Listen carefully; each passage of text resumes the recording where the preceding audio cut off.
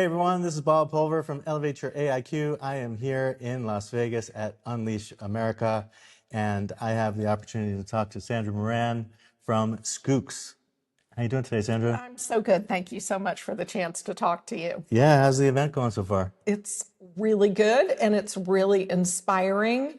And I think it's a great time to be in HR with everything that's happening from a business perspective. The transformation opportunities are amazing. Yeah, I wholeheartedly agree. Opportunity that HR really needs to take advantage of. Obviously, partnering with the rest of the C-suite and the rest of the business. I wanted to talk to you about learning in general, how L&D is transforming, what types of learning opportunities that we need to present to workers. I know you do a lot of work with frontline workers, a population that isn't always the first to get L&D investment, but I think you and I could probably agree that when we think about human potential and we think about all the things that people are capable of, we want to get the most of those assets that we have at our disposal. So I thought we would sort of dig into that. But first, I'd love to hear about your background and what brought you to Schoox last year. Yeah, so I've always been in technology of various types and kept incrementally moving myself closer and closer to workforce management and really to technologies. What I love about this space is it's great for an organization. There's a real return on investment when you maximize the potential of your employee population. And the soft side of me is that this is a technology that really can change people's lives and help people do better in their own lives. That was one of the concepts here that, work-life balance and people performing at their maximum potential. It's good for the business and it's good for them too. I keep working my way and have landed in learning and development, really that cornerstone of company potential and individual employee potential. Yeah, and you have a sort of a dual role at Schoox, right? So how are you sort of balancing those things and how do they sort of intersect? I was curious to hear. Yeah, in our own organization, if you look at what we're trying to do with AI ourselves to actually transform the solutions that we're delivering to our customers and future customers, we have our own learning and development needs. We also are trying to adopt and transform not only the product, but the way that our organization runs, which I know many people can relate to. And then our ability to use AI in a different way to transform, not just make content creation faster or add a video to it, but to really leverage the technologies that we're providing to companies to fundamentally change the role that learning has. All three of those areas are areas that I'm focused on. Yeah, that's great.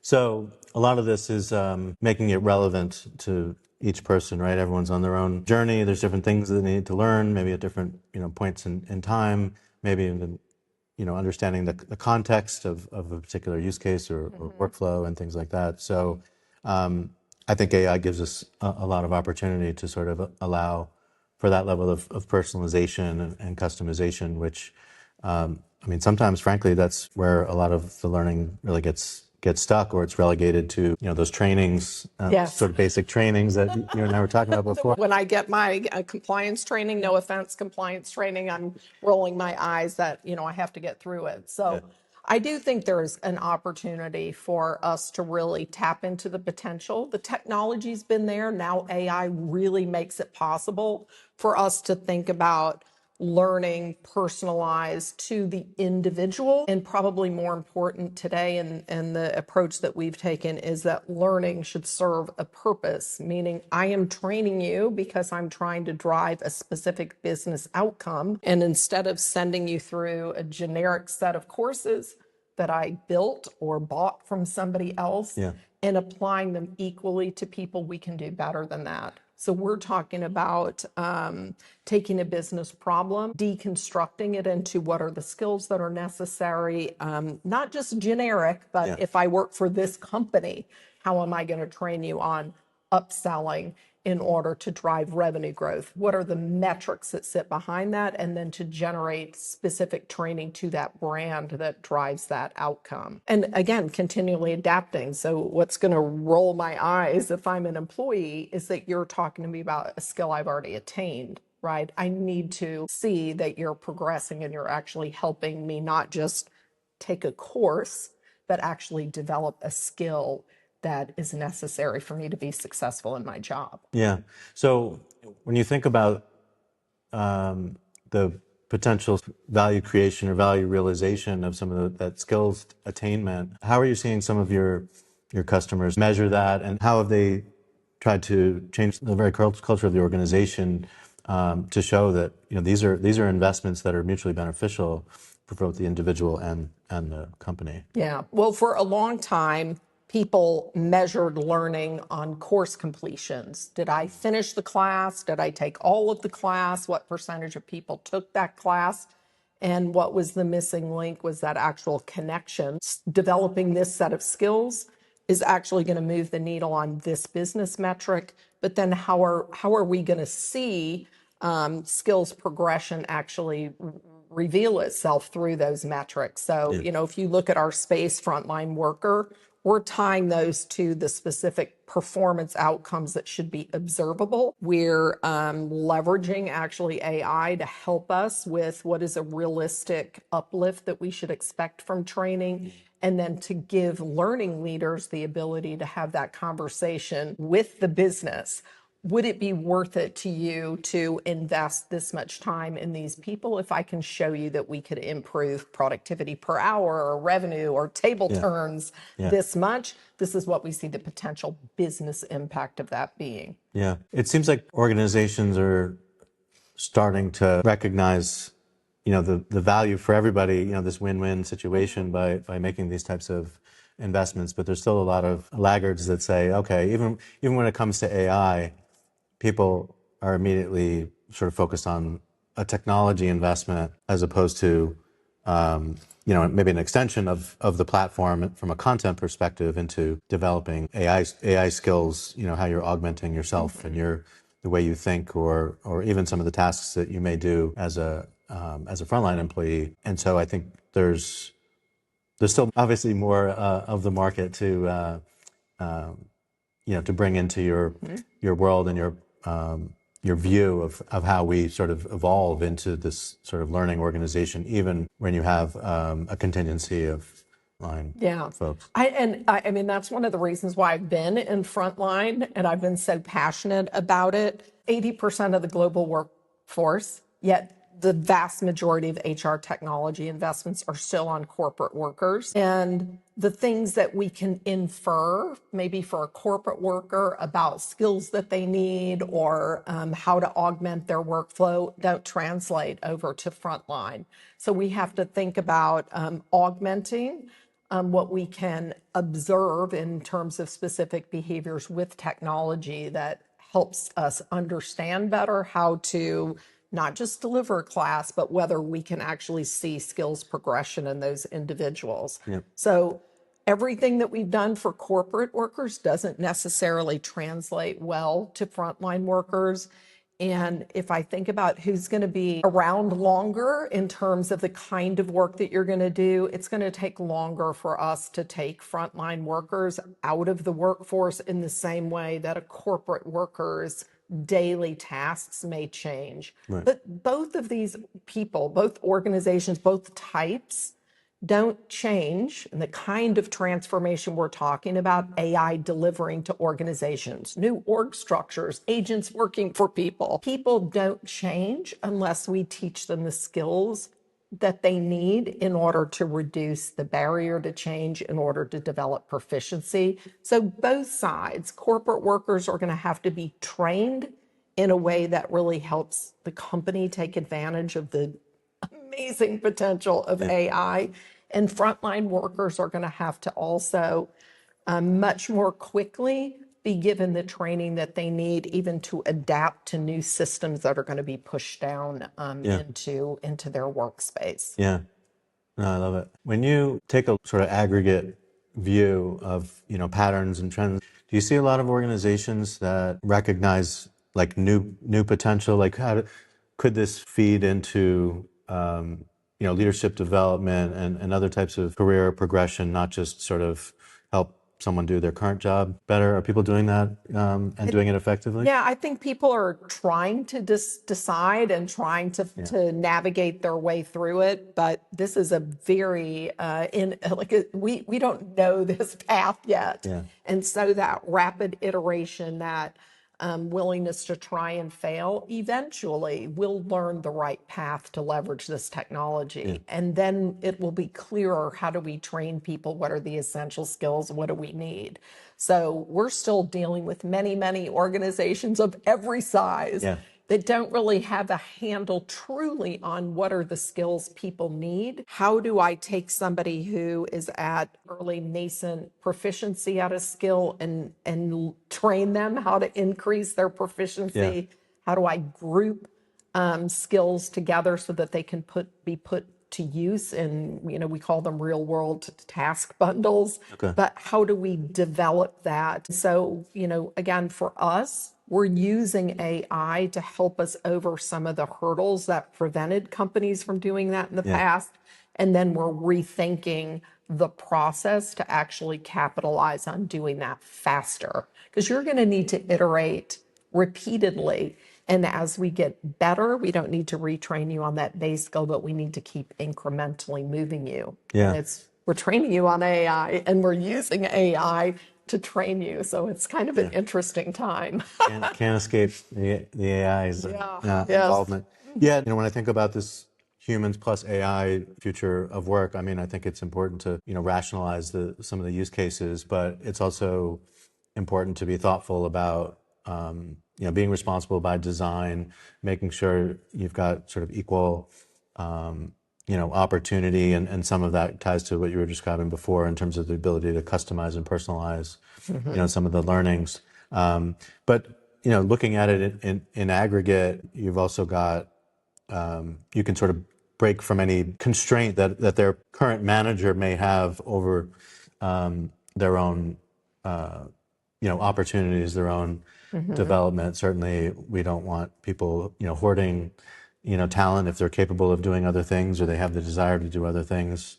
When the timing is right, let's make sure that those opportunities are there. So it just presents more evidence that this person is ready for the next opportunity. Absolutely. And then again, through observability, through learning nudges, through micro assessment, through feedback, continuous feedback, we're able to establish whether that person is skills proficient or not, and what is the delta.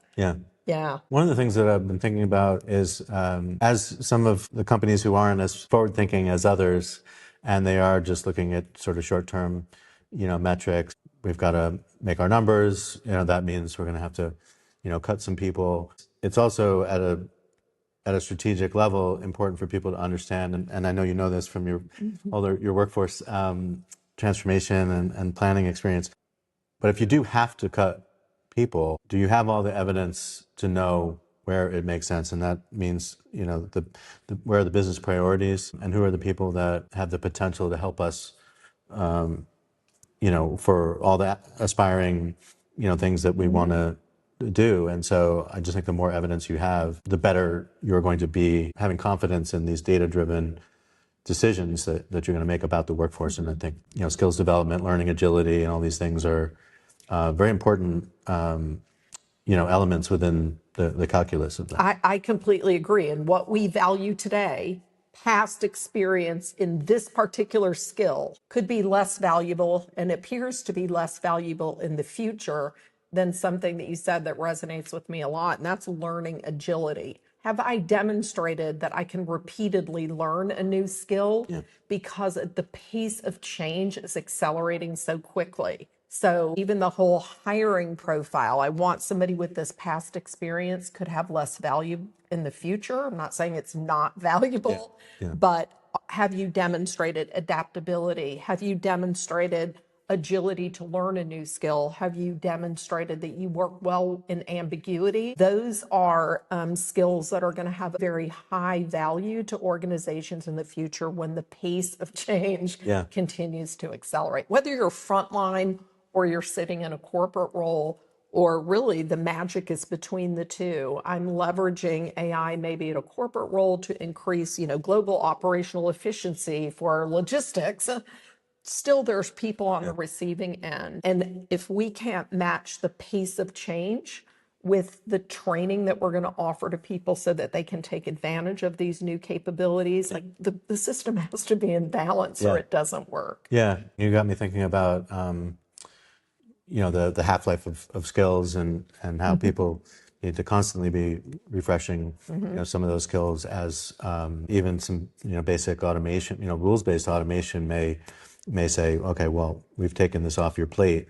What else could you take on that's of higher value as a result of this shift and the potential skills obsolescence in a way for certain things. So this is all that rolls up to team effectiveness and organizational agility. I think, though, when you really peel everything back, the pace of change, these kinds of discoveries that we'll make, organizations that will be most effective are organizations who learn how to learn quickly. And learning quickly becomes part of their competitive advantage. I can't think about how you're going to achieve a transformational high value project or initiative if you're not thinking about how are we going to actually get our workforce prepared and able to contribute wholly in the potential. You realize it with people, and even if people are working alongside AI or robotics or some of the future technologies that I think will become commonplace. Yeah, for sure. Yeah, I mean, I think about contract work, blue collar work, and even if it won't be anytime soon where a robot plumber is going to show up Yes. have it to your house, there's still elements of what you do end to end in between fixing pipes and fixtures and what have you. Some of it is client interaction, and some of it is technology. I can now electronically sign my HVAC contract. I can use their tech to see inside my furnace that I just had to replace. And so there's all these other technological elements that people are going to have to sort of interact with that are just part of the end to end. We often think of AI taking on specific tasks and activities, but there's still this human sort of connective tissue that does a lot of things that may not show up in a process flow chart, but there's a lot of things that happen that connect task to task and activity to activity. So Absolutely. And we still live in the real world, so there's got to be some role for us humans in all of this at the end of the day. Absolutely. Absolutely. Well, Sandra, this has been really great conversation. Thank you so much for taking some time out of the conference to spend some time with me. Anything from Schoox that you're talking about at the booth that you want to? Yeah, I just, I'll say it again. I think that this is an amazing time to be in human resources. This is the time that I think we have the biggest opportunity to really impact the way organizations and their employees contribute to the success of business. So I hope we don't marginalize the use of learning as part of the transformational power that HR can have inside their companies, and that HR really begins to learn the language of business and demonstrate that the work that they're doing is the work that's driving business performance. I can't think of a better time for HR to step up and really play a tremendous role in transformation of companies. No, I absolutely agree. Thank All right, you. I'll leave it there. Yes, Thanks so thank much, you. Sandra. Thanks everyone for listening.